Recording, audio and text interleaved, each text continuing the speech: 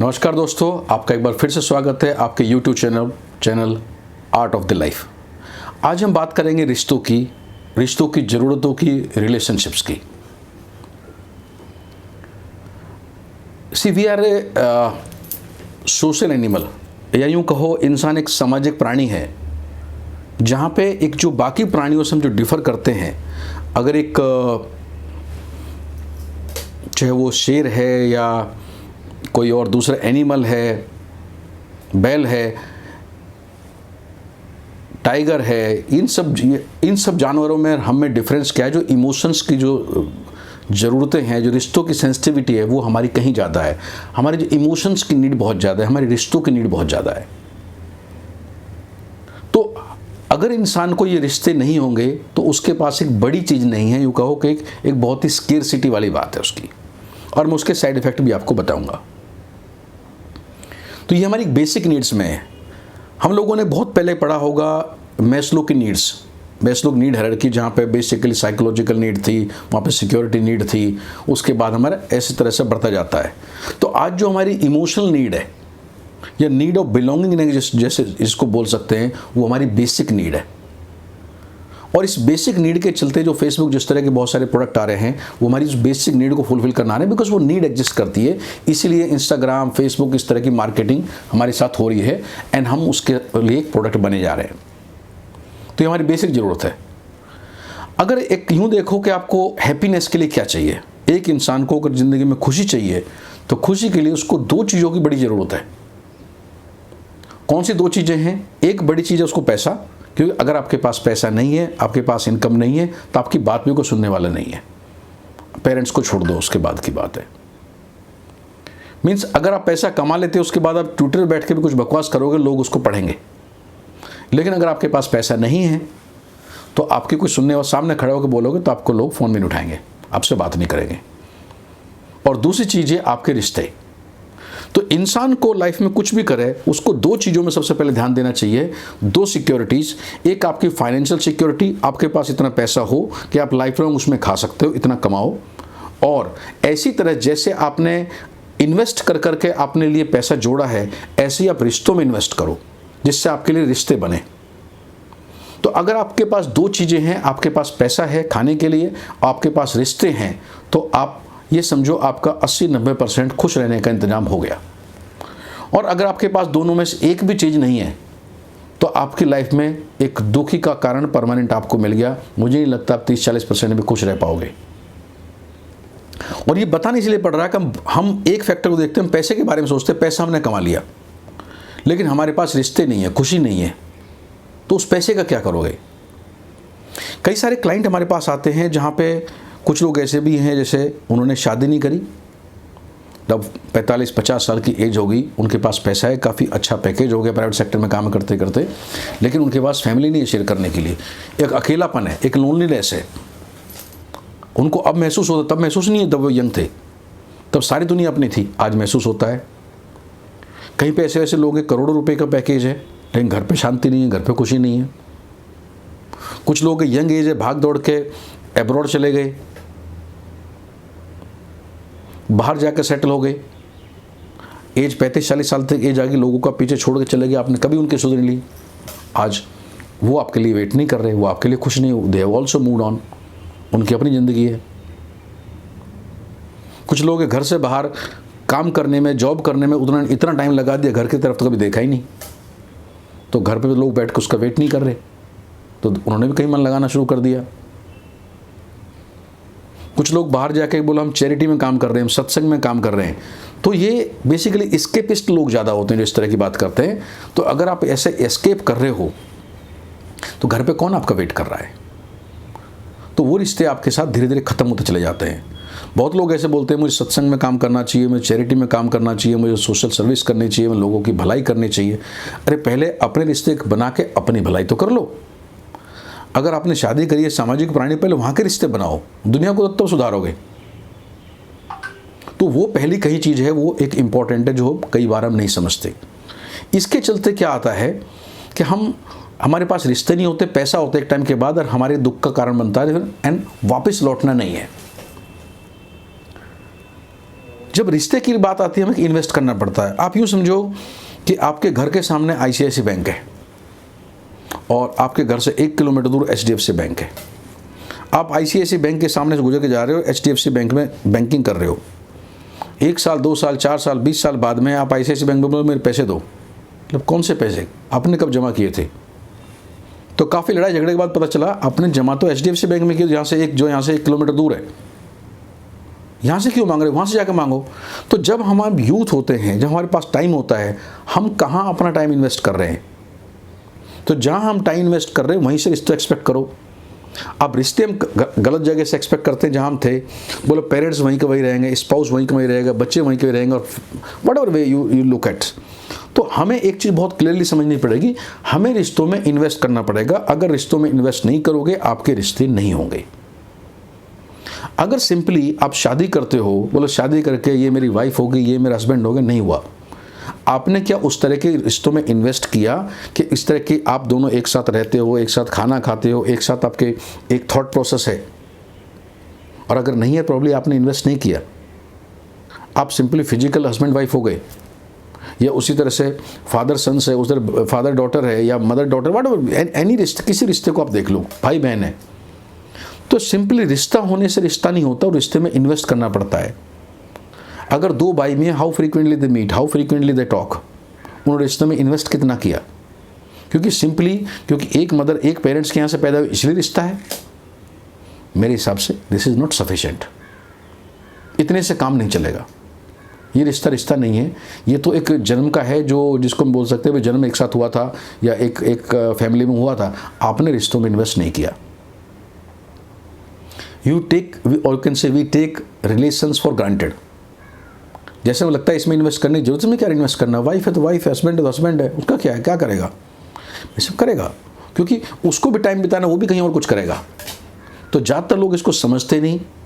तो और इसको एक और तरह से देख सकते हैं, हम अपनी एक्सपेक्टेशन तो रखते हैं, हमारी वाइफ से, हस्बैंड से, बच्चों से, पेरेंट्स से, हमारी सबसे एक्सपेक्टेशन होती है, लेकिन हम अपनी ड्यूटीज़ नहीं समझते कभी कि ड्यूटीज़ हमारी क्या है।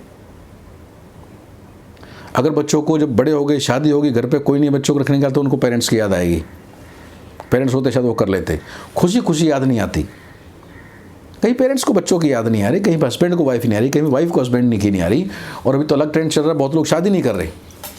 बोले सब कुछ ऐसे बढ़िया चल रहा है, क्यों शादी करनी है? तो बड़ा एक और डेंजरस ट्रेंड है। तो हमें एक चीज़ से हमें रिश्तों में इन्वेस्ट करना पड़ेगा, अगर और अपनी ड्यूटी समझनी पड़ेगी। अगर ऐसा नहीं करेंगे तो रिश्ते नहीं चलेंगे। यूँ कहो, relationship does not work like this. तो हमें एक बैंक के कंसेप्ट की तरह से, हम बैंक में किस बैंक में पैसा जमा कर रहे हैं, उसी तरह से अपना टाइम किसके साथ गुजार रहे हैं, हम वहाँ पे इन्वेस्ट कर रहे हैं। हमें किसके साथ अपना टाइम शेयर करना है, किसके साथ अपनी लाइफ प्लान करनी है, उनके साथ टाइम लगाओ। सारी दुनिया को अपना बनाना बहुत अच्छी बात है, अब बड़े बनो, लेकिन पहले उनको साथ टेक केयर करो जो आपके क्लोज वन है, जिनको आप लेके चलना चाहते हो। मैं नहीं कि सबको लेके चलो, जिनको लेके चलना चाहते हैं, जो आपकी लाइफ का जरूरी हिस्सा है, उनके साथ टाइम दो, उनको इंपॉर्टेंस दो। हमें रिश्ते चाहिए अच्छे टाइम के लिए, हमें रिश्ते चाहिए बुरे टाइम के लिए।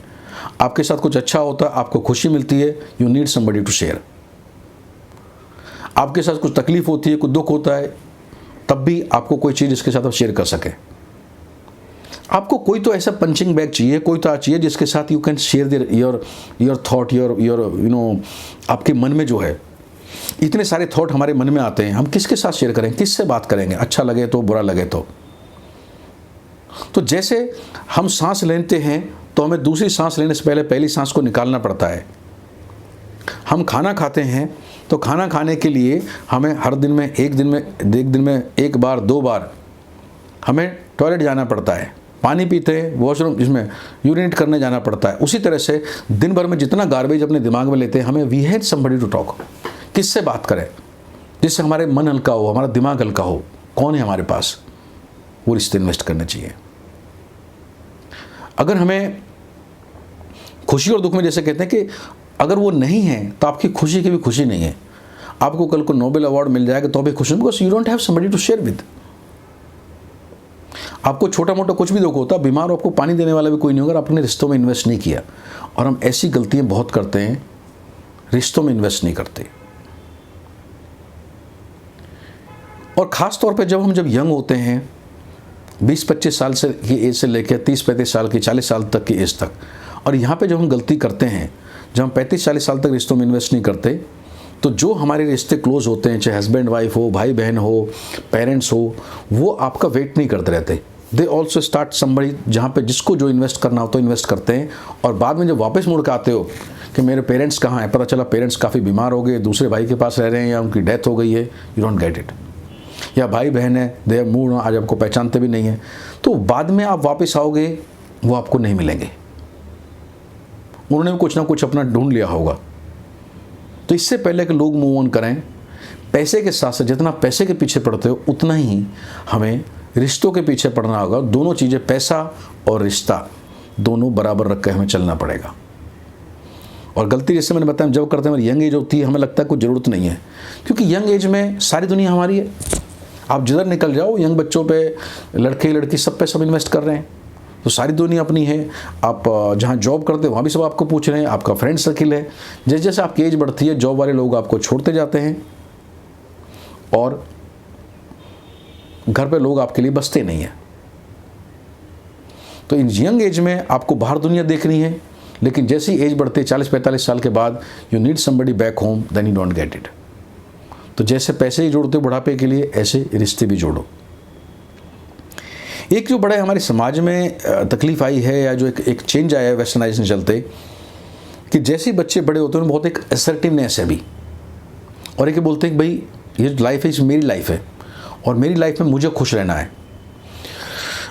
माई life concept, whose life is this, my life. तो मेरी लाइफ के लिए मैं रिस्पॉन्सिबल, मेरी लाइफ के मैं डिसीजन लूँगा, whether decision of marriage, whether decision of child, whether decision of education, any damn decision, I will take decision. जब आप पेरेंट्स बन जाते हो, आपके बच्चे होते हैं, आप बच्चों को पैदा करना, उनको बड़ा करना, उनको पालन पोषण करना, उनका टीकाकरण से लेकर सारा ध्यान रखना, उतना इन पर इन्वेस्ट करना, और वो बच्चा बड़ा होकर बोलते हैं इट्स माई लाइफ। तो क्या उन पेरेंट्स की लाइफ नहीं है ये? आपके भाई बहन होते हैं जिनके साथ आप बड़े होते हो, खुश दुख में आपके साथ रहते हैं, क्या उनकी लाइफ नहीं है? क्या आपके कुछ अच्छा बुरा होने से उनको फर्क नहीं पड़ता? तो ये जो एक कंसेप्ट है कि माई लाइफ, इस कंसेप्ट में प्रॉब्लम है। ये life it's not my life. मेरे साथ मेरे पेरेंट्स की भी लाइफ है, मेरे ब्रदर सिस्टर्स की भी लाइफ है, मेरे स्पाउस की भी लाइफ है। It's a collective thing. I may have, may be out of 100% I may have कि मेरा अपना से मे बी 30% हो, 40% हो, बट 60% 70% औरों का भी है। It's not only my life. We have grown together, so it's a social animal. हम जितना इसको अलग थलग लेके चलेंगे, हम अलग थलग पढ़ते जाएंगे, और हमारे दुख का बिल्कुल कारण होगा, उसका कुछ सॉल्यूशन नहीं है। और जब हमारे पास कोई नहीं बचता, हमारे पास वापस आने के बाद जीने की हिम्मत नहीं बढ़ती। आपने सुना कैंसर के पेशेंट में एक बहुत इंपॉर्टेंट होता है उनकी विल पावर। अगर उनकी विल पावर अच्छी, जीने की विल पावर अच्छी है, तो कैंसर का ट्रीटमेंट हमारा फास्ट हो जाता है, रिकवरी अच्छी होती है, चांसेस आर बेटर।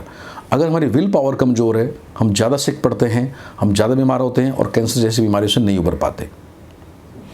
आपसे बात करते करते मुझे मूवी याद आ रही है। एक आई थिंक 10-12 साल पहले एक मूवी आई थी, रंजना। इसमें एक्टर थे धनुष, जो साउथ इंडियन एक्टर है, it's a very brilliant actor, and I believe the Sonam Kapoor. तो मूवी फ्लैशबैक में चलती है, तो उसको गोली लग जाती है, हीरो को, दैट इज़ धनुष को। वो बोलता है कि मैं जी सकता हूँ, लेकिन अब किसके लिए जीऊँ, अब किसी जीना नहीं चाहता मैं, and that is how he die. तो एक लाइफ टाइम होता है जब आपके पास रिश्ते नहीं बचते, जहाँ आपने इन्वेस्ट नहीं किया होता, या जहाँ आपने इन्वेस्ट किया वो आपको धोखा दे देते हैं। By the way, in that case movie he is invested in one girl only, and when that girl ditch, the person goes to die. जानबूझ कर मरने चला गया। It's very beautiful story, very wonderful movie. अगर आपने नहीं देखी, बिल्कुल देखनी चाहिए मूवी। मुझे मूवी से रिश्ता नहीं है, बट मुझे मूवी बहुत अच्छी लगी। आई थिंक आनंद राय शायद उसके डायरेक्टर हैं, I believe. Is very good director. तो हमें ये देखते हैं कि वापस आने के बाद हमारे पास कौन बचा है। हमने जब जवान थे तब रिश्तों में इन्वेस्ट नहीं किया, अब हमारे पास कौन होगा। अनदर मिस्टेक वी डू, हमारी गलती होती है जब हम 20s में होते हैं, 30s में होते हैं, जब यंग होते हैं, तो हम गलती करते हैं कि हमने इससे बात नहीं करी, उससे बात नहीं करी, सो व्हाट। जब इस गलतियों को सुधारने का टाइम होता है, हमारे पास टाइम होता है, we need to reach out to them. वापस उनको पहुँचे, उनसे सॉरी बोलें, सबको एक बार वापस गले मिलें। हम नहीं करते, हम अपनी गलतियों को सपोर्ट करते रहे। हमने जो किया ठीक किया, आपने ठीक किया भाई, उन्होंने भी ठीक किया। तो ना आप उनके साथ हो ना वो आपके साथ हैं। फिर जिसने रिश्तों में जैसे इन्वेस्ट किया उसको वैसा मिलेगा। जैसे आपने पैसे ज़्यादा कमाए तो ज़्यादा मिलेगा, कम कमाए कम मिलेगा। ऐसे तरह आप रिश्ते ज़्यादा कमाए ज़्यादा मिलेगा, कम मिलाए कम मिलेगा। लेकिन ये बात पक्की सी है, आप रिश्तों को ग्रांटेड लोगे कि ये मेरा भाई है, भाई के काम करेगा ही, ये मेरे पेरेंट्स है, पेरेंट्स के काम करेंगे ही, ये मेरा बच्चा है, बच्चे काम करेगा, नहीं करेंगे। रिश्ते इन्वेस्ट करने से होते हैं, रिश्ते सिंपली होने से नहीं होते। और जैसे मतलब जब भी आप वापस जाने की कोशिश करोगे आपको वो लोग वहाँ पे नहीं मिलेंगे।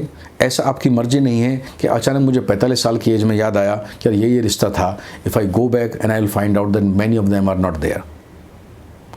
कोई किसी दूसरे शहर में चले गए, किसी ने कुछ दूसरे रिश्तों में व्यस्त हो गए, कुछ की अपनी और लाइफ है, बट हम उनकी ज़िंदगी का वो इम्पॉर्टेंट हिस्सा नहीं रहे,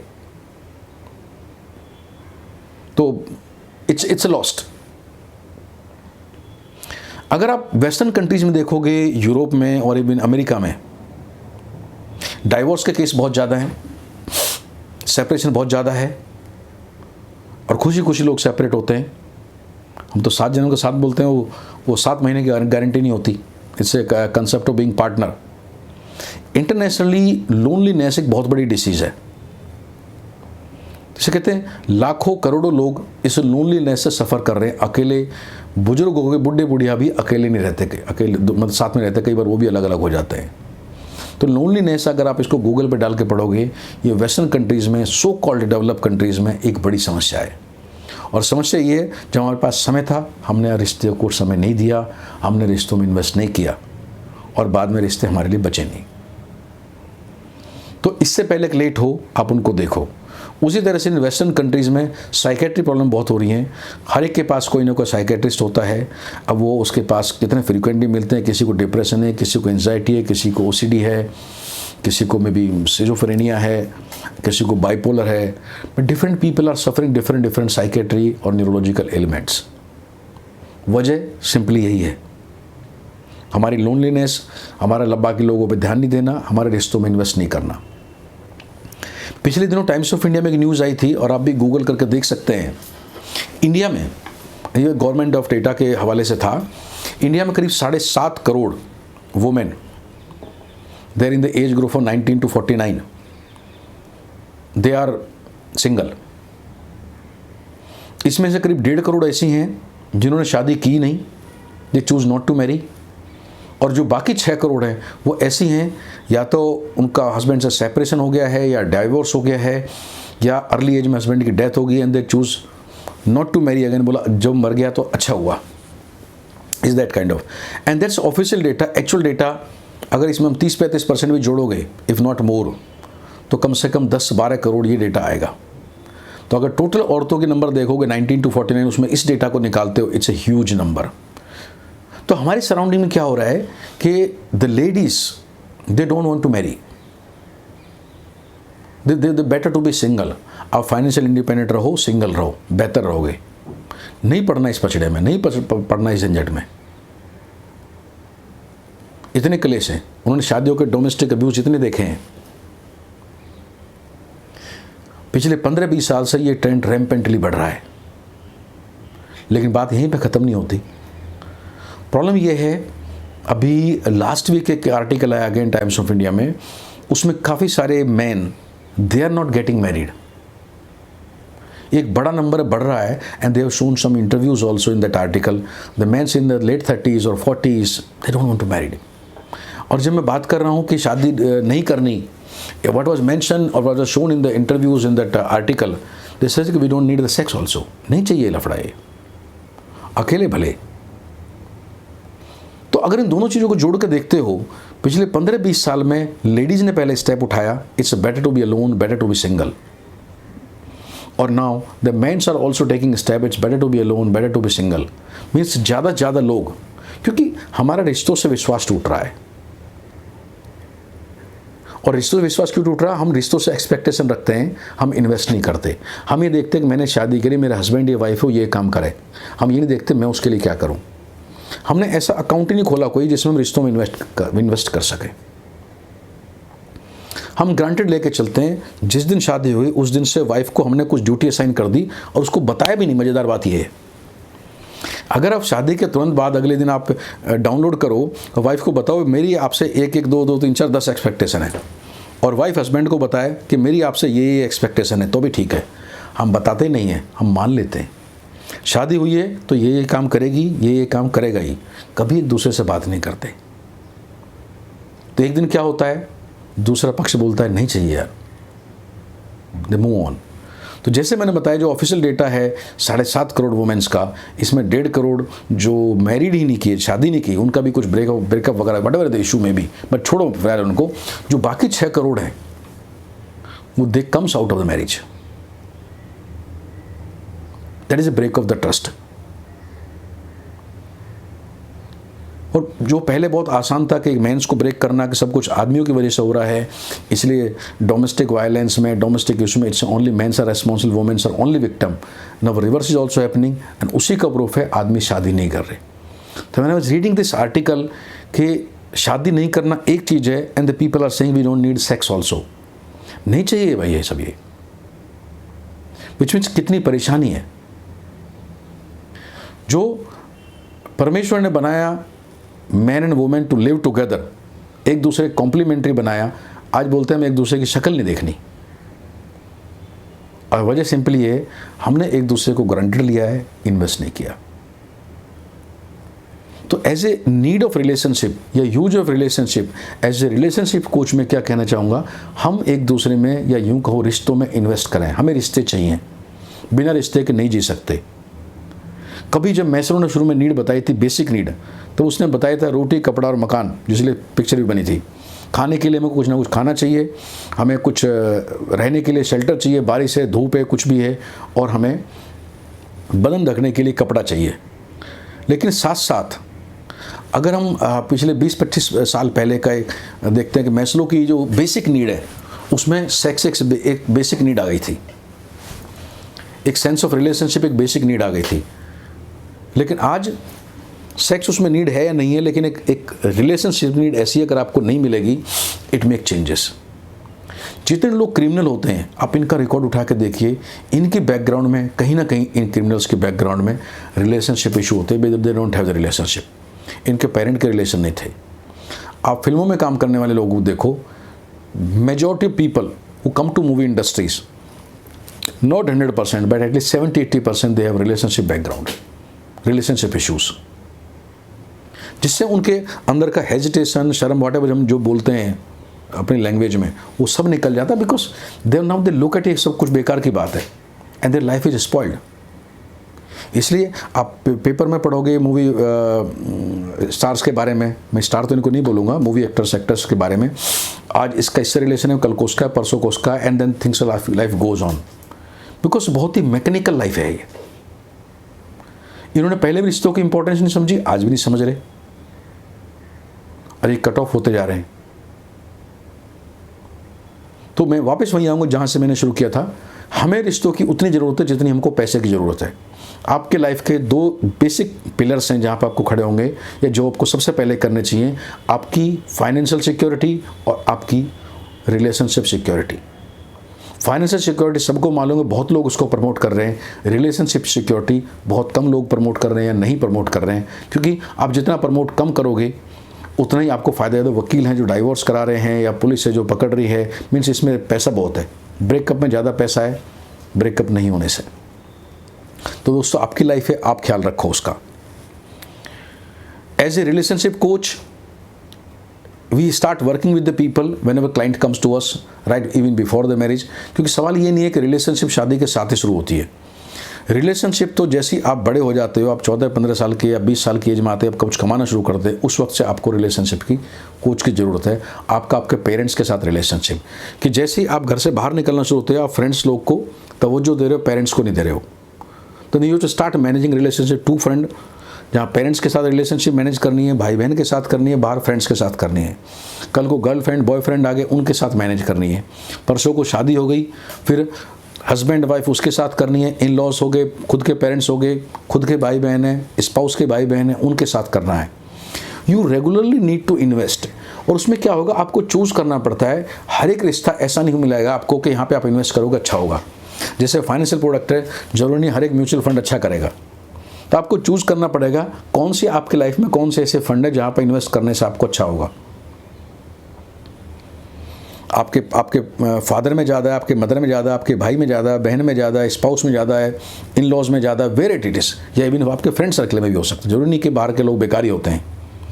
तो you have to identify where to invest and then how to invest, जो कल को ये लोग आपके काम आए, कल को ये लोग आपकी लाइफ में एक इम्पॉर्टेंट पिलर बने। आपको वो काम अभी से सोच के करना चाहिए। तो जब हम बात करते हैं कि रिलेशनशिप कोच को कब मिलना चाहिए, रिलेशनशिप कोच को as long as you start thinking on your own, may be at the age of 20-21 you should think कि you should meet the relationship coach. वहाँ से आपको सोचना चाहिए, can say life is start from there about the relationship coach.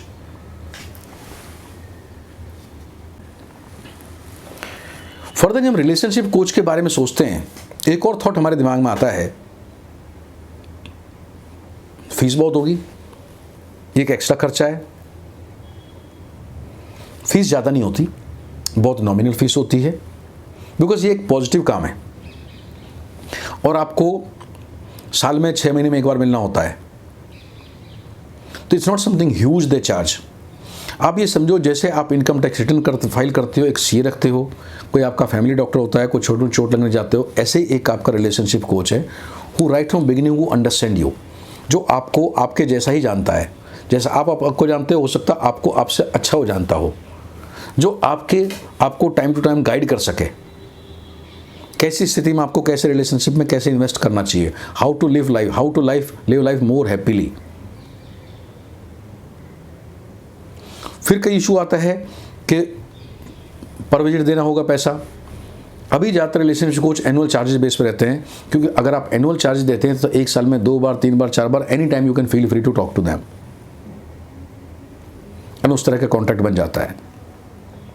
कब तक मिलना चाहिए, ये एक लाइफ लॉन्ग रिक्वायरमेंट है, या कम से कम 50-60 साल तक आपको रखनी चाहिए, एज लॉन्ग एज आपकी, मतलब आपको इसको आप सीए से या अर्निंग से जोड़ के देखो, जैसे आपकी वो ज़रूरत है ऐसी आपकी ज़रूरत है। फिर एक क्वेश्चन आता है कि relationship is a very secret issue, क्या किसी और को डिस्कस करने से बताने से सीक्रेट रह पाएगा? आपको आईसीएफ सर्टिफाइड कोच होने चाहिए। आईसीएफ सर्टिफाइड कोच होने का मतलब है उस कोच के पास रनिंग विलिंगली अभी तक एमसीसी, पीसीसी या एसीसी की डिग्री हो, ग्लोबल आईसीएफ का मेंबर हो। उसके लिए आप ग्लोबल आईसीएफ जिसको बोलते हैं इंटरनेशनल कोचिंग फेडरेशन की आप साइट पे जा सकते हो और वहाँ पे उनका डिटेल देख सकते हो, वहाँ पे उनका नाम उनकी डायरेक्टरी में मिलेगा। क्योंकि ऐसा करने से इस तरह के जो कोच होंगे वो उस इंटरनेशनल बॉडी को कमिटेड होते हैं, वहाँ से उनका नंबर मिला हुआ होता है, उनको एक्रेडिटेशन मिला हुआ होता है। अगर कभी भी ऐसी चीज़ वो ब्रेक करते हैं, anybody can complain, their membership can go. तो secrecy is part of them. Secrecy इस हद तक होती है कि अगर एक बेटा आके किसी कोच को मिलता है, उसका फादर भी आ जाए, तो उसके फादर को भी वो सब चीज़ नहीं बताएंगे जो बेटे से बात हुई है। अगर आप अपने बच्चे को लेके आ रहे हो तो आपके बच्चे से जो बात करेंगे वो सारी बातें आपको नहीं बताएंगे। आपको उतनी बात बता सकते हैं जितने आपके लायक हो, जितना हम सही समझते हैं आपको बतानी चाहिए। कोचिंग का मतलब secrecy is a part and parcel of coaching, एक मस्ट है, इसमें कभी कुछ कंप्रोमाइज नहीं होता अगर आपने आईसीएफ सर्टिफाइड कोच लिया है तो you should not worry about secrecy. तो ये आज का हमारा एडिशन था रिलेशनशिप कोचिंग के बारे में और यूज़ ऑफ रिलेशनशिप के बारे में। हमें इंतजार रहेगा आपके फीडबैक का, आपके कमेंट्स का। इसके रिगार्डिंग आपके कुछ क्वेश्चन हो तो आप क्वेश्चन चैनल पे पूछ सकते हैं। आपके कुछ इसमें फ्यूचर सजेशन है, आप हमें सजेस्ट करना चाहें वो कर सकते हैं। कुछ और टॉपिक्स पे आप सुनना चाहते हैं इस तरह के जो हमारे इस चैनल के प्रीव्यू में आते हैं तो बिल्कुल वो भी कर सकते हैं। और आप इस YouTube चैनल को, नया चैनल है, आप इसको सब्सक्राइब करें। और आपको ये वीडियो अच्छा लगता है आप इस वीडियो को अपने फ्रेंड सर्कल में, अपने व्हाट्सएप ग्रुप में इसको शेयर करें। अगर आप हमसे कंसल्ट करना चाहते हैं, अपना कंसल्टेशन बुक करें, आपको व्हाट्सएप नंबर दिया हुआ है और वीडियोस के डिस्क्रिप्शन में और वीडियोस के और चैनल के एंड में भी हमारा ईमेल आईडी भी है, उसके थ्रू भी आप कंसल्टेशन बुक कर सकते हो। आप एक छोटा कंसल्टेशन बुक कर सकते हो 10 मिनट का, जहाँ पे basic understanding about the issues, जिसको हम बोलते हैं केमिस्ट्री सेशन के तौर पे, जिसकी कोई कॉस्ट नहीं होती, जो आपको बेसिक ज़रूरत होगा, जहाँ से you can find out whatever you want to ask so that you can plan your relationship session easily. हम ऑपरेट करते हैं weekdays also as a weekend because there are some working people, because ऐसे चीज़ों के ऐसे discussion you should be at free from all the botheration, free from tension. तो आपको weekend में सेशन मिल सकते हैं, लेट इवनिंग में सेशन मिल सकते हैं, as per a mutual convenience sessions can be planned. So whichever people are interested to look forward to having relationship session, we most welcome to them। और अगर कुछ और जानना चाहते हैं इस बारे में तो आप बिल्कुल you can feel free to ask the questions. तो thank you for being with me today and thank you for watching this.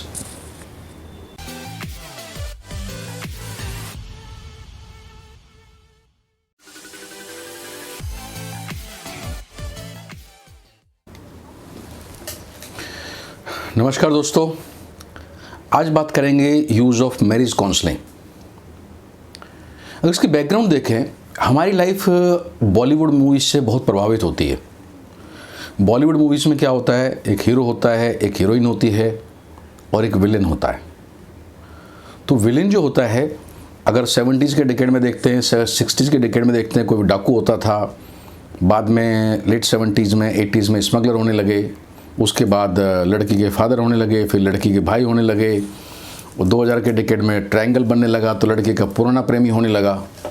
तो पिक्चर में 2.5 घंटे की पिक्चर में सारा ही लड़ाई झगड़ा होता है और एंड में शादी हो जाती है, या यूँ कहो विलेन रास्ते से हट जाता है किसी भी तरह से हो, और वहाँ पे पिक्चर ख़त्म हो जाती है।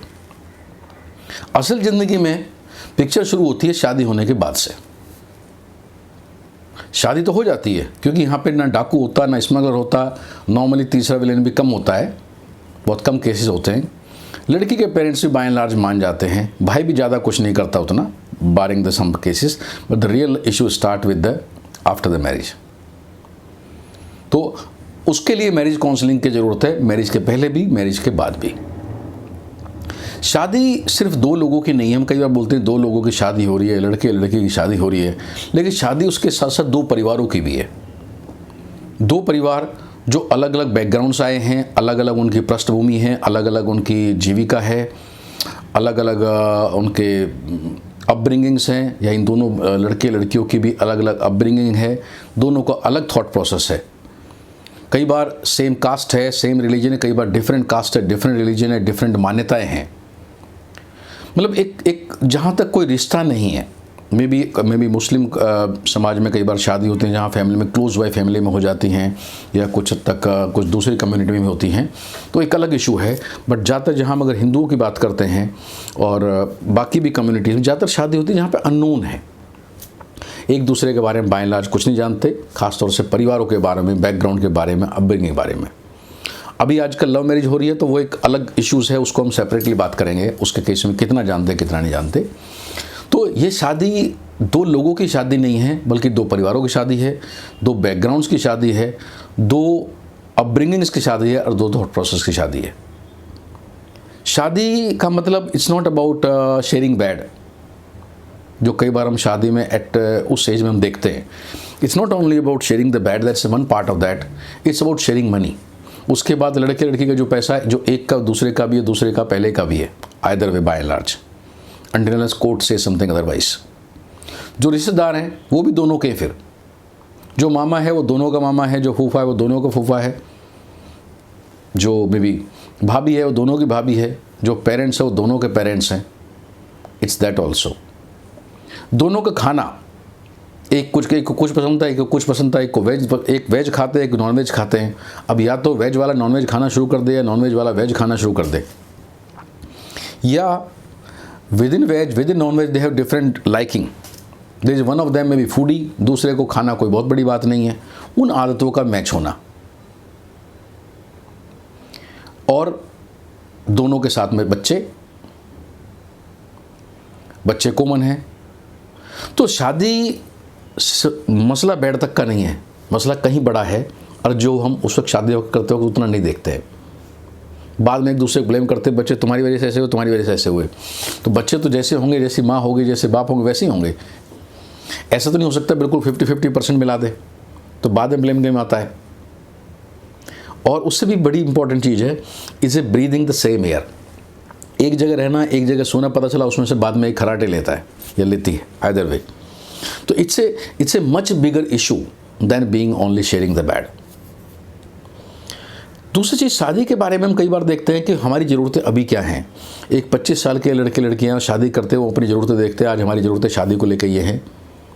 लेकिन शादी की ज़रूरतें 5 साल बाद बदल जाती हैं, इवन 2 साल बाद बदल जाती हैं, 10 साल बाद ज़रूरतें अलग होती हैं, 20 साल बाद अलग होती हैं, और मे भी 30 साल 50 साल बाद भी अलग होती ज़रूरतें।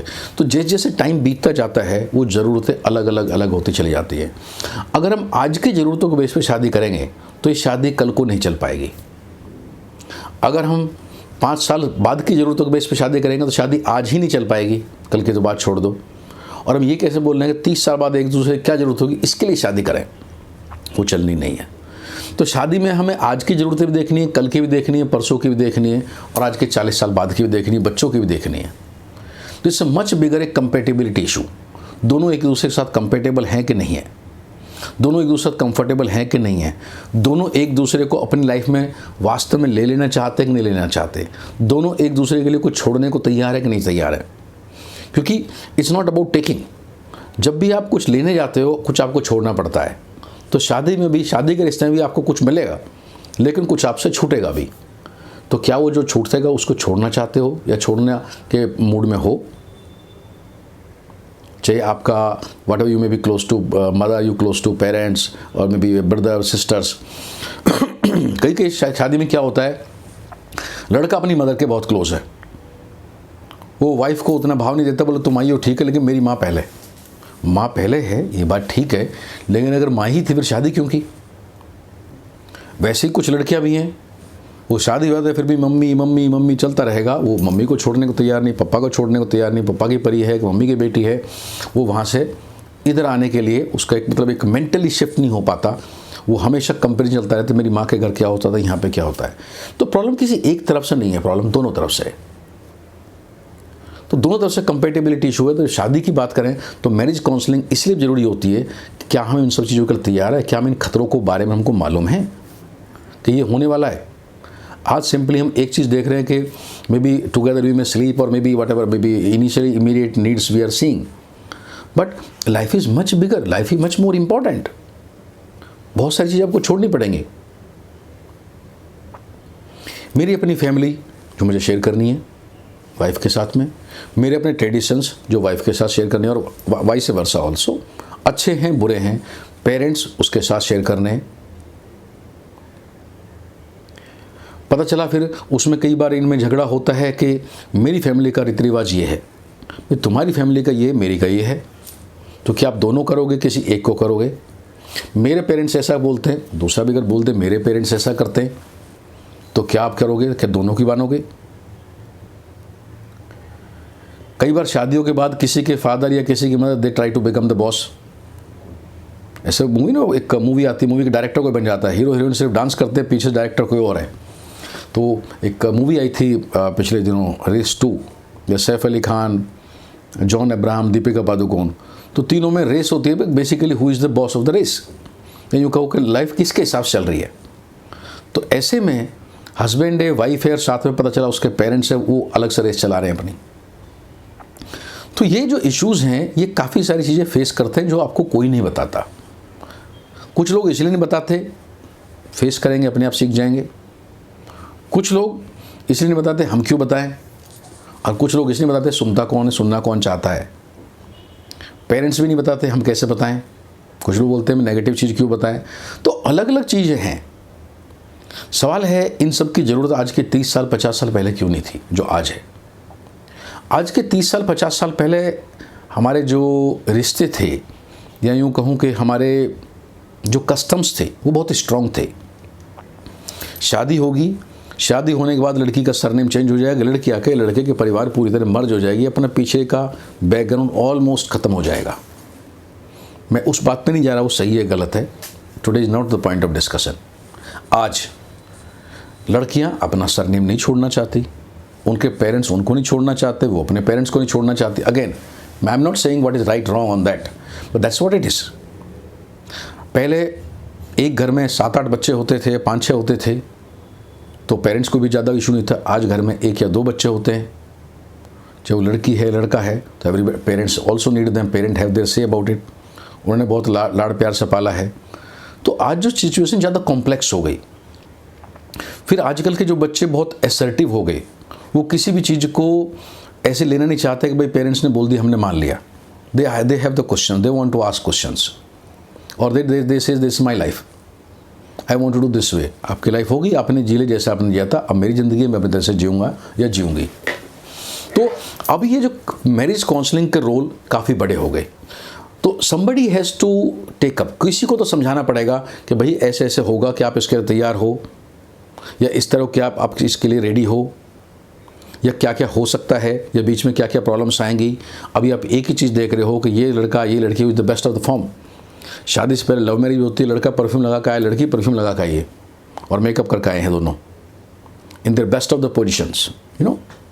शादी के बाद जब एक दूसरे को बिना मेकअप के मिलते हो, बिना परफ्यूम के मिलते हो, पता चलता है उसको उसके शरीर को, उसको उसके शरीर से बदबू आ रही है। शादी से पहले आप रेस्टोरेंट मिलते हो, कैफेटेरिया मिलते हो, शादी के बाद जब घर में मिलते हो, जहाँ भाभी भी झगड़ा कर रही है, मदर भी कर रही है, तो इशू अलग होते हैं। तो हम कितना शादी के लिए वास्तव में तैयार हैं, जो एक रियल ज़रूरत है दोनों तरफ के लोगों को तैयार करने की। जब हम पैदा होते हैं एक दिन की एज में तो हमको कोई पेरेंट्स मिलते हैं, लेकिन जब आपको 25 साल की एज में दूसरे पेरेंट्स मिल रहे हैं, अब आपको दो पेरेंट्स के साथ एडजस्ट करना है, और ज़रूरी नहीं वो पेरेंट दोनों ही बिल्कुल आइडियल होंगे। वो पेरेंट्स के अपने भी इशू हो सकते हैं, वो भी रेस 3 के खिलाड़ी हो सकते हैं, रेस 2 के। तो शादी के केस में कितना हमें कोलैबोरेट करना है या हमें कम्पीट करना है। बहुत केसेस में शादी होती है तो दोनों तरफ के अपने अपने एडवाइज़र होते हैं, लड़की का अपना फ्रेंड सर्किल है, लड़के का अपना फ्रेंड सर्किल है, and who become the boss. तो लड़कियां लड़की को समझा रही हैं कि this is how you have to take up, लड़के के भाई बंधु उसको समझा रहे हैं भाई तुम्हें बॉस बनना, ultimately you are the boss, तुम्हारा परिवार चलना वगैरह वगैरह। तो ये जो इश्यूज़ हैं दे साइड बाय साइड ये सब भी चल रहा होता है इस सारे प्रोसेस में। तो हमें शादी के बाद देखना है कि उनको कोलैबोरेट करना है, कम्पीट करना है, किसी को उनको बताना पड़ेगा, बताना चाहिए। दोनों तरफ के एडवाइज़र कौन है, अगर हम उनको आगे ये नहीं करेंगे भाई आप दोनों के पास कुछ कुछ एडवाइज़र होंगे, उनको उठा के ताक पे रखो, आपकी शादी आप चलाओ, you are the boss of the marriage. जो आपके बीच में अंडरस्टैंडिंग होगी कोई तीसरा शादी नहीं करा सकता, अल्टीमेटली आप दोनों को ही करनी पड़ेगी। वो समझाने वाला कोई तो हो, वहाँ पे मैरिज काउंसलिंग का रोल आता है। कुछ शादी के पहले समझाने का क्या क्या होगा, आज शादी होने जा रही, शादी के 1 महीने बाद क्या होगा, 2 महीने बाद क्या होगा, या 5 महीने बाद आपको कैसा लगेगा, तो आपके साथ होने वाला क्या है, आप किसके साथ ये सब चीज़ शेयर करोगे, किससे बात करोगे, कैसे मान लोगे आपका जो लाइफ पार्टनर पूरी तरह से आइडियल है, वो बिल्कुल सही है, उसमें कोई कमी नहीं हो, एकदम बहुत बढ़िया है, नहीं होगा। तो ये सब चीज़ समझना वो मैरिज काउंसलिंग में या मैरिज काउंसलर का काम है। कई बार बोलते हैं यार देखो मेरी शादी पहली बार हुई थी, गलती हो जाती है। शादी तो नॉर्मली पहली बार ही होती है, और पहली बार की यहाँ पे रिटेक नहीं है। अभी लोग दूसरी शादी तीसरी शादी करते हैं, बट वो एक अलग इशू है, वो अलग बात है जहाँ पे may be both or may be in second time doing the marriage और मे बी वन इज़ डूइंग। उसमें से भी ज़्यादातर लोग अगर आप ये देखोगे मैरिज की फर्स्ट टाइम में जिनकी मैरिज हो रही है, और उसमें अगर मैं मान लूँ कि 25% लोगों में इशू आता है, तो जो सेकंड टाइम मैरिज करते हैं उसमें 50 से 60% केसेस में इशू आता है। लोग नहीं सुधरते, लोग नहीं मानते, वही गलतियाँ फिर रिपीट करते हैं। बोलो पहली बार में ठीक से नहीं कर पाए, let us do it better now. Better का मतलब है मोर डोमिनेटिंग। तो प्रैक्टिकली देखोगे लाइफ में यहाँ पर रिटेक नहीं है। एक बार एक दूसरे की नज़र में कुछ हमारा इमेज इंप्रेशन बन जाता है, वो आराम से नहीं निकलता। हम बाय एंड लार्ज उसी में घुट के उसी में घुल के रह जाते हैं, और वो गलतियाँ वापस रिपीट नहीं होती। उस तरह से जब 2 लोग मिलते हैं, लड़का लड़की मिलते हैं, तो अगर इनके एक अलग एंगल से देखा जाता है, दोनों का मन, दोनों का मूड अलग है। एक इंसान को खाना खाना अच्छा लगता है, एक को खाने में काम चलाओ ठीक है, एक को घूमना अच्छा लगता है, एक को शांति से घर रहना अच्छा लगता है, एक को मे बी पिकनिक पे या आउटिंग पे जाना अच्छा लगता है, दूसरे को नहीं लगता। एक रात दिन काम की बात करता है करते, दूसरा उस सब में मूड नहीं है। तो दोनों का जो मन है वो अलग अलग है, ये एक नहीं है। जब शादी से पहले मिलते हैं तो शादी के लिए इतनी मुस्कुराहट, खुशी खुशी में सब ऐसा करते हैं, मैं तेरे पे कुर्बान, तुम मेरे पे कुर्बान, लेकिन ऐसा कुछ होता नहीं है। शादी के कुछ महीने बाद ये सब कुर्बानी निकलने लगती है। ऐसे ही हमारा जो एनर्जी लेवल है, हमारा जो यूँ कहो कि जिस चीज़ में हम बहुत ज़्यादा फोकस कर रहे हैं, बहुत पॉजिटिव होते हैं लाइफ में जैसे हमारा मन कहीं अलग अलग चीज़ों का होता है, ऐसी लाइफ में हम अलग अलग चीज़ों के प्रति पॉजिटिव होते हैं। अभी कोई अपने पेरेंट्स के प्रति बड़ा पॉजिटिव है, कोई अपने सिबलिंग्स के प्रति बड़ा पॉजिटिव है, तो कोई अपने स्पाउस के प्रति बड़ा पॉजिटिव है। तो ऐसे कई बार केस आते हैं कि wife is very positive of husband and husband ठीक है शांति चलने दो, एंड वाइस वर्सा ऑल्सो, झगड़ा उसी बात को लेकर होता है। तो ये जो अंडरस्टैंडिंग बनना बनाना, यहाँ पे मैरिज काउंसलर का रोल आता है, और ये एक बहुत इंपॉर्टेंट चीज़ है जो मैरिज काउंसलिंग से सबको गुजरना चाहिए। सबको, अभी जो लोग शादी कर रहे हैं उनको शादी से पहले प्री मैरिज काउंसलिंग करनी चाहिए, 2-3 सेशन करने चाहिए, और शादी के बाद अगले 2 महीने में 4 महीने में almost on the regular basis marriage counselling के सेशन करने चाहिए। एक क्वेश्चन ये आता है कि इसमें कुंडली मैच का और मैरिज काउंसलिंग का रिश्ता क्या है। हमने कुंडली मैच कर ली, 36 गुण मिल गए, 28 मिल गए, 32 मिल गए, अब तो सब कुछ ठीक चलेगा। सब कुछ ठीक नहीं चलेगा। पहली बात तो ये जो कुंडली मिलान वाला सिस्टम है, गुण मिलान, कुंडली मिलान, ये बड़ा पुराना सिस्टम है, बड़ा आउटडेटेड सा है। आज के 1000 साल पहले बना होगा तब की स्थिति में अब की स्थिति में बहुत फ़र्क है। आज जब हम एज एस्ट्रोलॉजिकल भी 2 कुंडली मैचिंग को देखते हैं, उसमें कम से कम 15-20 अलग अलग चीज़ों को देखते हैं, जिसमें गुण मिलान या मांगलिक नॉन मांगलिक फैक्टर उसमें से सिर्फ एक है। बाकी जो 15 चीज़ें हैं उनको देखते हैं कि आपस में कैसे निभेगी। बट इतना सब कुछ करने के बाद भी there will be always some difference, कुछ तो डिफरेंस रहेंगे। तो कुंडली जब मैच करते हैं, और कुंडली का जो मैरिज काउंसलिंग से एक बहुत गहरा रिश्ता है, तो कुंडली मैच करते वक्त में हम दोनों को ये बता सकते हैं कि इनकी नेचर कैसी होगी, इनकी नेचर कैसी होगी, आपको इनके साथ कैसे इशू आ सकते हैं और आपको इनके साथ कैसे इशू आ सकते हैं, so that you are cautious. अगर हम पहले ही बता दें कि भाई जो आपके हस्बैंड है बहुत फूडी हैं, उनको बाद में सरप्राइज नहीं मिलेगा, at least she will be mentally prepared. अगर हम इनको बता दें आपकी जो पत्नी है ये घूमने फिरने की बहुत शौकीन है, ऐसी होंगी, या आपकी इनकी मदर के प्रति बड़ी पॉजिटिव है, तो इनकी मदर के बारे में कुछ ना बोलना। अगर बोलोगे भाई साहब तो महाभारत होगा।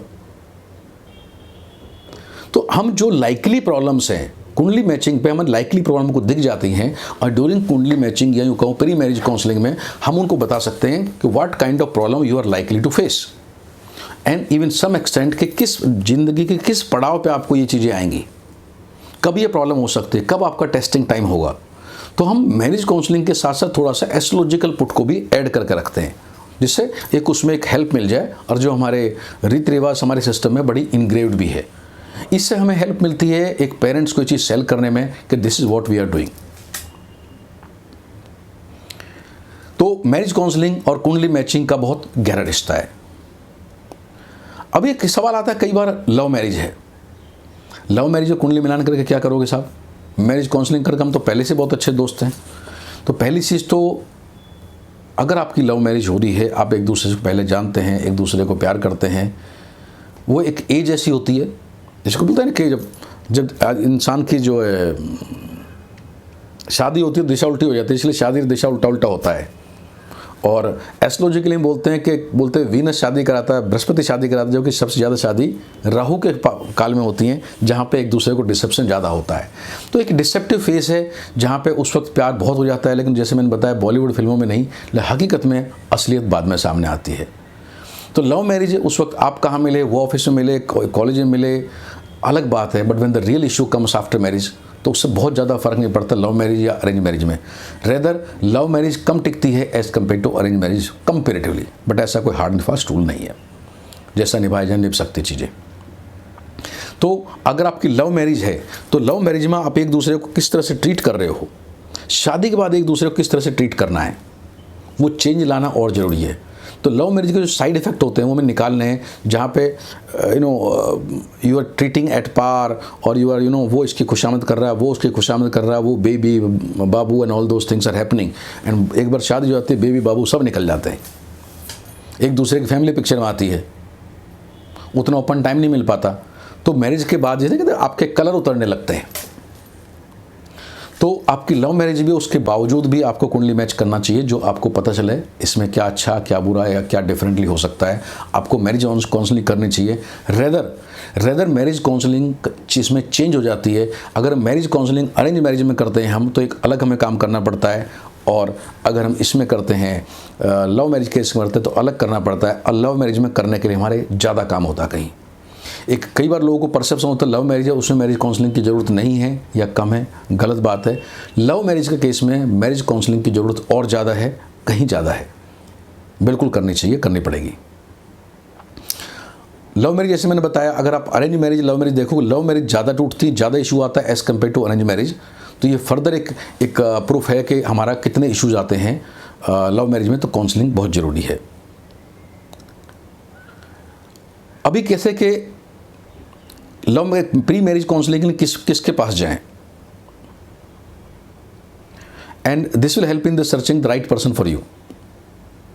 या यूं को उसको दूसरे तरीके से कि अगर आप शादी आपने फिक्स नहीं करी, आप शादी करना चाहते हैं, आपकी उम्र 22, 23, 24, 25 साल है, आप अकेले हो भी, अगर उस वक्त आप काउंसलर को मिलते हो तो आपको वो हेल्प करेगा ये जानने में आपको किस तरह की वाइफ चाहिए, आपको किस तरह का हस्बैंड चाहिए, क्योंकि जो आपके ट्रेट के हिसाब से कंपेरेटली हो। बिकॉज अक्सर क्या होता है, हम खुद के बारे में नहीं जानते उतना, हमें क्या अच्छा लगता है क्या अच्छा नहीं लगता, वो भी बड़ा ढूंढ के निकालना पड़ता है।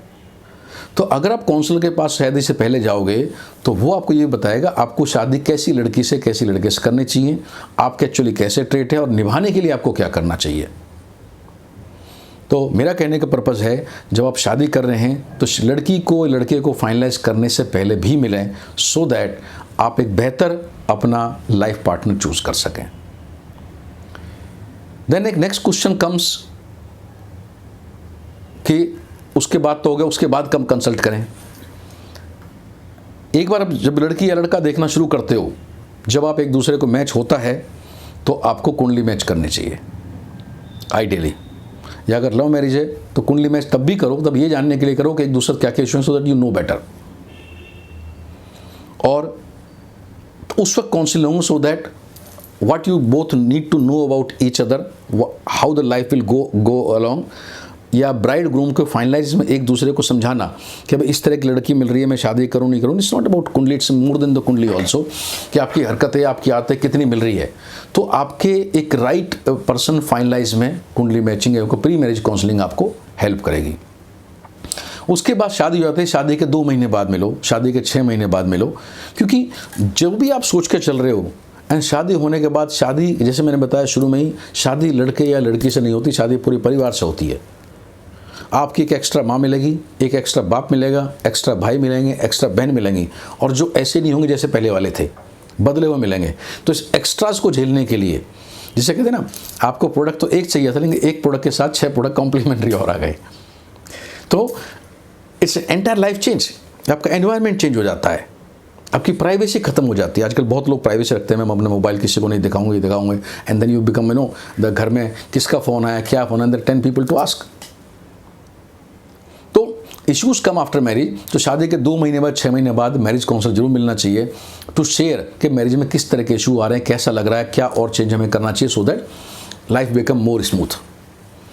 इसके बाद हमें साल में 1 बार मैरिज काउंसलर से मिलना चाहिए, अगर उससे पहले जरूरत नहीं पड़ती है तो भी, क्योंकि इस लाइफ बहुत स्मूथ नहीं चलती, कहीं पे कम प्रॉब्लम है, कहीं पे ज़्यादा प्रॉब्लम है। तो अकॉर्डिंगली अगर उन प्रॉब्लम को बड़ी होने से पहले आप शेयर करते हो तो it's always better for you. आप बड़ी होने से पहले लाइफ उसमें प्रॉब्लम को फेस करो, जिससे आपकी प्रॉब्लम बड़ी ना हो, और शादी को आप ज़्यादा बेहतर आनंद उठा पाएँ, आप ज़्यादा खुश रह सकें शादी में। मैं ये नहीं कह रहा कि अगर आप अभी खुश हैं तो अब फिर भी क्यों मिलें, आप और खुश हो सकते हैं और उसका आनंद ले सकते हैं और उससे बेनिफिट ले सकते हैं। शादी का मतलब एक दूसरे का सपोर्ट सिस्टम भी है। The people who are successful, उनमें ज़्यादातर लोग वो हैं जिनकी वाइफ या हस्बैंड ने उनको सपोर्ट किया है। तो even your job, even your business, if you have the supporting life partner, you're more likely to be successful in that. तो you can use better। तो एक आपको मैरिज काउंसलर को फैमिली डॉक्टर की तरह रखना चाहिए, जहाँ पे जब एनुअल चेकअप के लिए जाते हैं, आप एनुअल मिलने जाओ तो भी सही है। उसमें ऐसा नहीं करना चाहिए कि कभी मिलना कभी नहीं मिलना, उतने की करने की ज़रूरत नहीं है।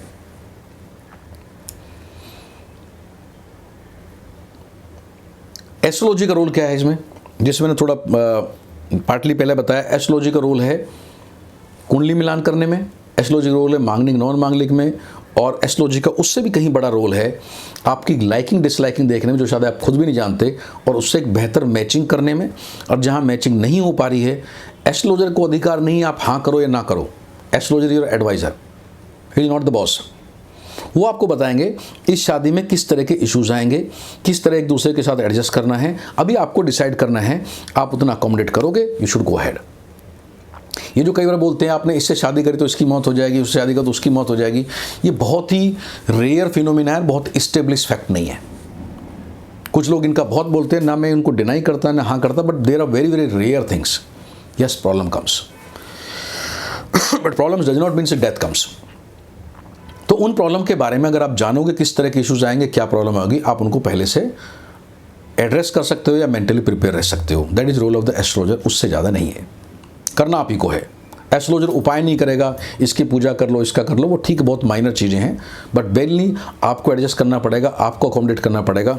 एस्ट्रोलॉजर आपको बता देगा कि अभी आप यहाँ से बाहर जा रहे हैं, 2 घंटे बाद बारिश की संभावना है, तो आप छाता लेके चलोगे, छोटा लो बड़ा लो, या आप 4 व्हीलर में चलोगे जिसमें आपको बारिश में प्रॉब्लम ना आए, जो आपको अदरवाइज शायद पता ना चले। एस्ट्रोलॉजर ये बता सकता है कि वहाँ पे जाके अंधेरा हो जाता है, जहाँ पे गुंडे बदमाश कुछ मिलते हैं तो भाई सेफ चलो, झुंड में जाओ, तो आपको आगाह कर सकता है, जिससे आप सावधानी से अपनी लाइफ को बेहतर चला सकते हो। एक मैरिज काउंसलिंग में प्रॉब्लम आती है बिटवीन पति पत्नी में, जब वो दोनों काम करते हैं, एक दूसरे क्या काम करें।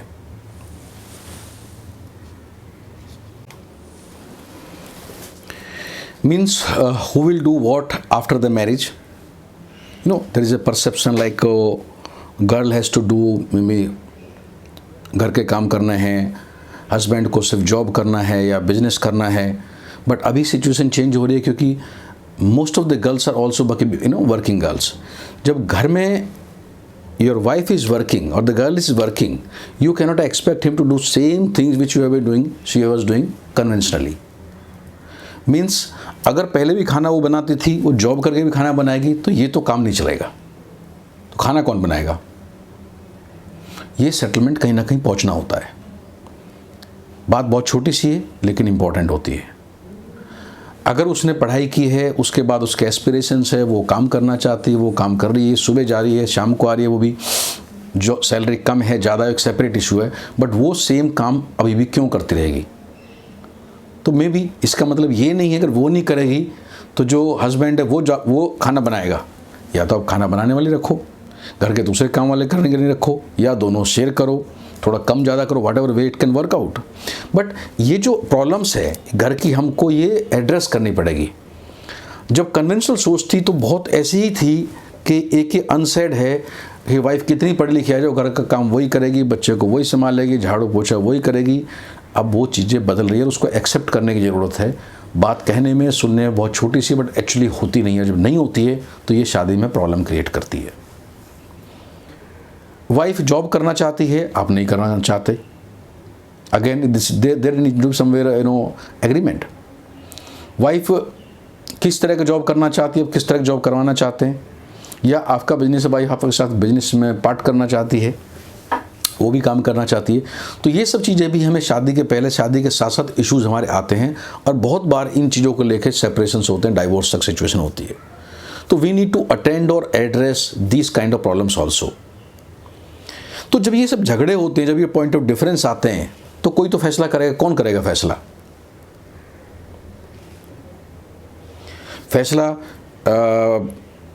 लड़की के पेरेंट्स करेंगे, लड़के के पेरेंट्स करेंगे, दोनों साथ में बैठ करेंगे, या ये दोनों करेंगे? आइडियली फैसला इन दोनों को ही करना चाहिए। तो एज ए कोच हमारा काम होता है उनको इनेबल करना कि उनको फैसला करना है। क्योंकि जब आपकी शादी हो गई, हस्बैंड वाइफ के बीच में कोई तीसरा इंसान आकर फैसला करे, वो कभी टिकाऊ नहीं होता। ये बहुत वर्केबल नहीं है कि हस्बैंड वाइफ शादी के बाद भी थर्ड पर्सन कमिंग एंड भाई मैं आपको फैसला करता हूँ, मैं आपका सेटल कराता हूँ, ऐसा होगा वैसा होगा, नहीं होगा कुछ। भाई उनकी लाइफ है, उनको आपस में शेयर करनी चीज़ें, उनको आपस में डिसाइड करना who will do what and किसकी गलती कहाँ गलती, बिकॉज अल्टीमेटली उनको फिर साथ रहना है। ये ऐसा अरेंजमेंट नहीं है, बिजनेस अरेंजमेंट नहीं है कि किसको पर कितने % शेयर मिलेगा उस पर काम चल जाएगा। ये लाइफ है, शादी है। और जैसे मैंने शुरू में बोला ये शादी का मतलब यही नहीं है sharing bed, it's a sharing money, sharing relation, sharing food, sharing children, sharing every damn thing. तो उनको इनेबल करना होता है जो एक प्रोफेशनल कोच कर सकता है। फिर भी एक बार कई बार देखते हैं कि कहीं पे दिक्कत आती है, तो किससे बात करें? क्या फैमिली में किसी से बात करें, क्या अपने दोस्तों से बात करें, या किससे बात करें अगर कोई प्रॉब्लम आने पे? तो जहाँ पे कोच का होना इट गिव दैट स्पेस कि आप उससे जाके बात कर सकते। प्रोफेशनल इंसान है, who understand, who know you, who is impartial, किसी एक की तरफ नहीं है। आपको जरूर नहीं है कई बार यही झगड़ा कि लड़की के पेरेंट्स से बात करें, लड़के के पेरेंट्स से बात करें, क्योंकि अक्सर पेरेंट अपने अपने बच्चों के साथ देते हैं। लड़के के केस में वो पापा की परी है, और बेटा के केस में भी, लड़के के केस में भी राजा बेटा है। तो न राजा बेटा छोटा होता है, न पापा की परी छोटी होती है, और झगड़ा बड़ा होता है। तो it's better to go to third person who is professional, who understand that, who has gone through all these things, who has seen the life, not only professional qualification, professional certifications. There the coach comes the place. फिर problem क्यों होती है? Problem होने की और वजह है, कई बार हम जहाँ रहते हैं हमारे पड़ोसी, उसको बताएंगे तेरी वाइफ तो ऐसी है, उसको बोलेंगे तेरा हस्बैंड तो ऐसा है, एक कंपैरिजन स्टार्ट। लेना एक ना देना दो उनको, क्योंकि कुछ ना कुछ बातें करनी थी, और कुछ बातें करने के लिए उन्होंने ये सब चीज़ें स्प्रेड करी। भाई something I have to talk, अगर मैं कुछ बात करनी, कुछ तो बताऊंगा हस्बैंड के बारे में, वाइफ को हस्बैंड के बारे में, पहले ऐसे थे अब ऐसे नहीं थे। एक unwanted unnecessary consultant in the life, पड़ोसी। और हम कई बार इनको एंटरटेन करते हैं। फिर हम जहाँ काम करते हैं हमारी कलीग्स, वो कलीग कई बार घर में भी आते हैं, वो उनका ऑब्जर्वेशन, वो अपने एक्सपर्ट कमेंट देते हैं। कई बार हमारे फैमिली के मेंबर्स हैं, हमारे चाहे पेरेंट्स हैं, भाई बहन हैं, देखो फलानी वाइफ ऐसा करती है, फलाने का हस्बैंड ऐसा करता है, उसके यहाँ ऐसा होता है, उसके यहाँ कैसे होता है। हर एक रिश्ता एक अलग अलग है। हस्बैंड वाइफ का एक रिश्ता, जो आपका रिश्ता वो आपका है, जो किसी और का रिश्ता किसी और का रिश्ता है।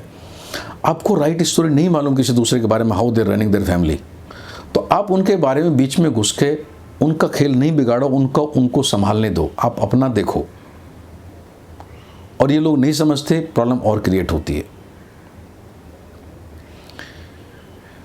फिर एक सफल होता है, एक कंपेरेटिवली कम सफल होता है। सफलता का डेफिनेशन जो परसीव्ड है, एक की जॉब अच्छी लग गई, वाइफ की भी हो सकता है, हस्बैंड की भी हो सकती है। एक में डिप्रेशन आ गया, एक में घमंड आ गया, एक ने बदतमीजी से बोलना शुरू कर दिया, दूसरे ने सहन करना शुरू कर दिया।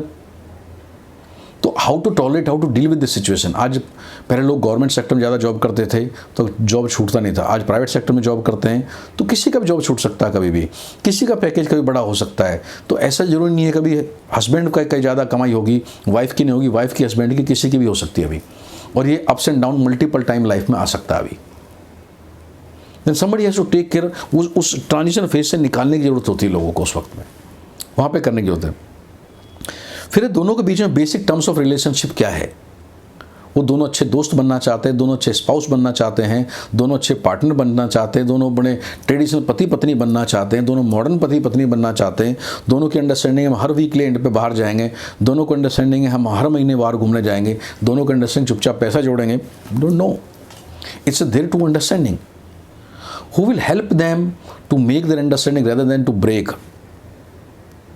ये करना पड़ेगा। तो इसके अलावा भी इसे कहते हैं प्रैक्टिकली लिविंग टुगेदर। जब तक हम हस्बैंड वाइफ नहीं होते हैं, बाहर मिलना, आधे घंटे का मिलना, 2 घंटे का मिलना, 3 घंटे का मिलना, वो बात नहीं होती है। प्रैक्टिकली 24 घंटे साथ में रहते हो, जैसे कहते हैं सोते उठते देखते हो, बिना मेकअप के भी देखते हो, खर्राटे की आवाज़ भी सुनते हो, है ना, फॉर्मल में भी मिलते हो, घर के कपड़ों में मिलते हो। देन एक राय कई बार एक दूसरे के प्रति बदलने लगती है, because we have not seen that person that way. एक दूसरे के साथ इकोलॉजी कैसी है? जो आप अपने घर में रहते हो, अपने पेरेंट्स के साथ रहते हो, एक आपका कंफर्ट लेवल है। लड़की की शादी होगी, वो ससुराल में उसको कैसा माहौल मिला, कैसा कमरा मिला, कमरा भी मिला कि नहीं मिला, उसको शेयर करना पड़ रहा है, उसको वहाँ पे क्या काम पड़ रहा है, उसको मदर कैसी मिली, उसको ननद कैसी मिली, all those thing. Same way लड़के को उनके इन लॉज का इंटरफेरेंस कितना है। तो ये दोनों तरह की चीज़ें हैं जो इकोलॉजी देखती है और चीज़ें बदलने लगती हैं।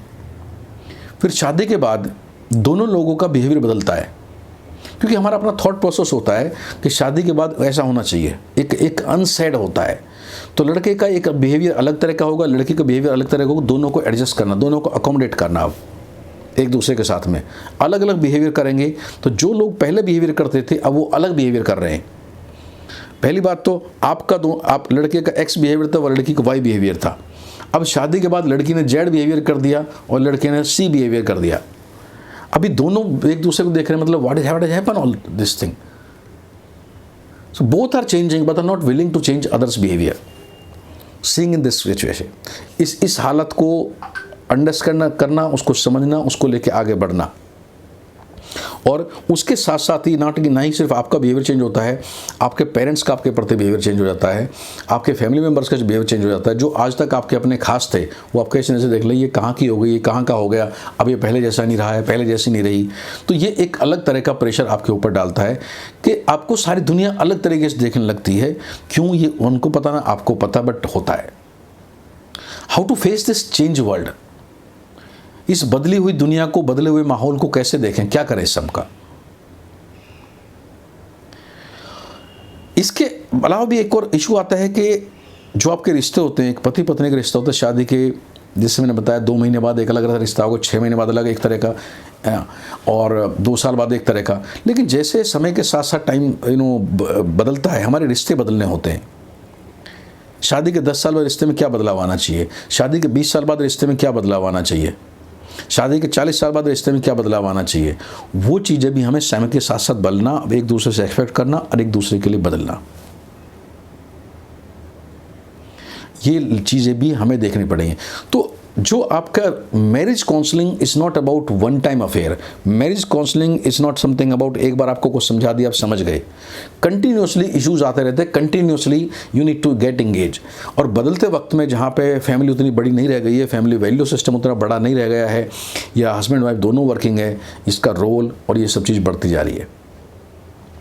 तो जब हम फैमिली इसको रिलेशनशिप काउंसलर के रोल को देखते हैं, या लाइफ कोचिंग को, या मैरिज लाइफ कोच के पॉइंट ऑफ से देखते हैं, तो you should have somebody on the regularly, once in 6 month, one year you should meet the person. जैसे मतलब शादी के बाद तो कुछ दिन तो ठीक है रेगुलर आप मिल रहे हो, उसके बाद once in year, once in 6 month, so that there has to be someone जहाँ आपके अंदर का गुबार निकल जाए, किसी से बात कर सको, कोई जस्टिफाई सके सही है गलत है। इट्स जस्ट लाइक कि आप दोनों का एक फैमिली फ्रेंड ऐसे समझो उसको।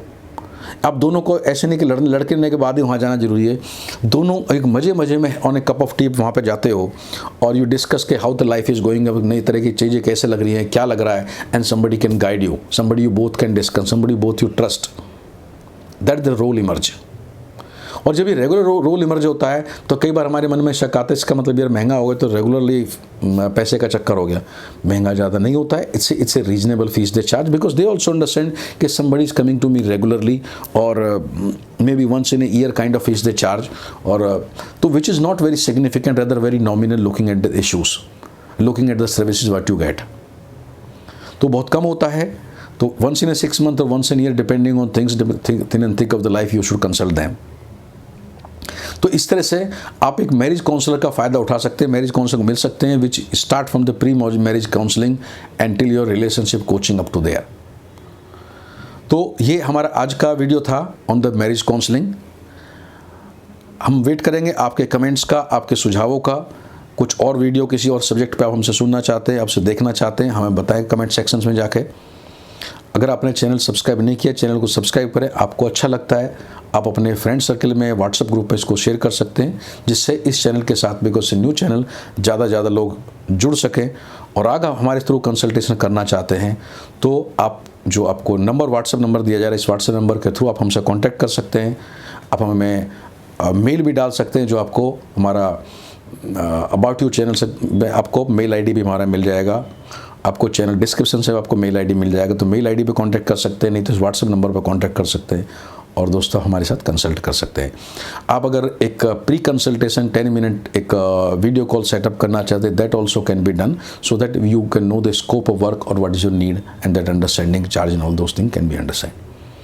So that's all about today, and thank you very much for being with me today, and looking forward to seeing you in the next video. Thank you.